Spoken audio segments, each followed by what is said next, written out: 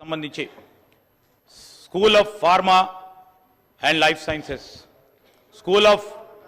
వారి potential partner కూడా చెప్తా ఉన్నాం అధ్యక్ష. డాక్టర్ రెడ్డీస్ ల్యాబ్స్ వారు ముందుకొచ్చి ఈ నైపుణ్యాలను పెంచడానికి ప్రయత్నం చేస్తారని school of pharma and life sciences విషయంలో, అదేవిధంగా school of e commerce and logistics విషయంలో కూడా ఈరోజు ఆదానీ లాజిస్టిక్స్ O9 సొల్యూషన్స్, అదేవిధంగా school of banking financial services and insurance BFSI, State Bank of India physics Wallah, అదేవిధంగా schools of construction and interiors NAC వారు National Academy of Construction మా వెంకటరెడ్డి గారి ఆధ్వర్యంలో, school of retail operations and management retailers association of India, school of animation visual effects and gaming and comics Telangana VFX animation and gaming association వారు